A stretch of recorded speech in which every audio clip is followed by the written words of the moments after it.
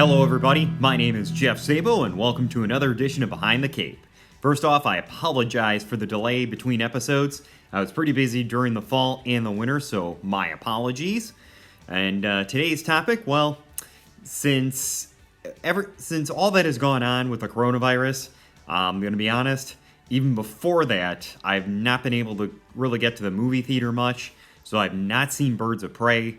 I am going to do a quick review over Crisis on Infinite Earths, which was the big CW event that involved Legends of Tomorrow, Supergirl, Batwoman, The Flash, and Green Arrow, all those TV series.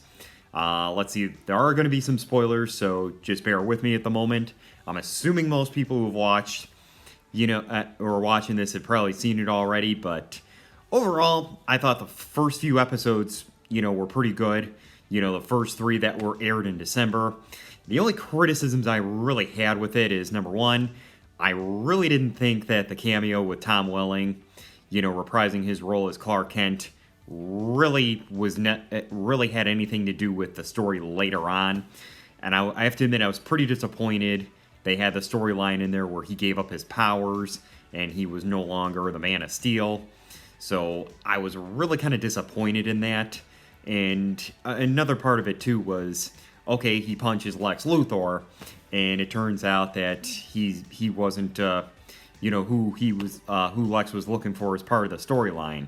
I really looking back at that particular scene, I kept looking at it and kept thinking, what did that really have on the impact towards the end? So I was really kind of sitting there thinking, okay, there was all the hype about it, but it didn't really have much of an impact later on.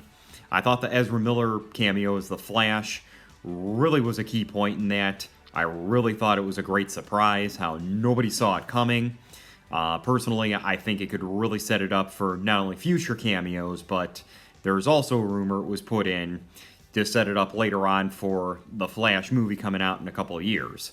So I really thought that was pretty necessary. I did like the Kevin Conroy cameo in there as well. Overall, let's see, I thought the ending was a bit predictable. We definitely knew what was going to happen to Oliver Queen at the end. Seeing that he tweeted, thanks for, letting him play the character for 8 years and saying he was done playing the character. So I thought that was a little predictable. And then the last two episodes, I thought they did a good job tying up the story and obviously combining everything into one universe. I thought they kind of could have answered some other questions, like what happened to Tom Welling's character? Did it really survive?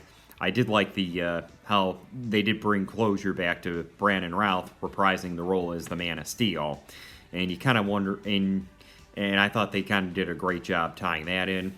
Overall, I thought some of the other crossovers were done better in the past, but I'm going to say it was still fun to watch for the most part. It was fun seeing them go across several different universes, and obviously it was a great way for them to promote some of their other shows. Now, with the coronavirus going on, I have not heard anything in regards to Wizard World Con in Cleveland. Personally, with how everything else has gotten canceled, I highly doubt that's still going to be a go, which is going to be unfortunate because I know some people who have talked on panels there. I know some people who have gone and said it's a lot of fun. But keep in mind, we got to weather through this. We got to keep going through this the best we can. And there's even some talk, in regards to whether or not the Black Widow movie is still going to be released end of April. There is a rumor floating around that Disney is going to push the release of that out a little bit. And it was already announced that the Fast and the Furious movie is already going to get pushed out to next year. Now, from an article that I read early on, the movie theaters are going to be operational in Ohio, at least until this point. From what I understand, to keep with Mike DeWine's order of 100 people or less, the theaters are selling a limited number of tickets to certain events or in certain showings, so keep that in mind. And I know a bunch of the movie theaters have sent out statements saying that they're going to clean the theaters more. They're really stepping up the measures to make sure everything is going to be clean. So just kind of keep your eyes and ears open before you decide to head out to the movie theater. And I think Disney did announce that Rise of the Skywalker And I think Frozen 2 are going to be available on digital stream much earlier than anticipated, just to give viewers some more content to watch, as a lot of other places are closed at the moment, so keep that in mind. And then also, if you have a chance, there have been some photos released of the Batman starring Robert Pattinson, some of the shots on the set. So take a look at those. So far, they look pretty good.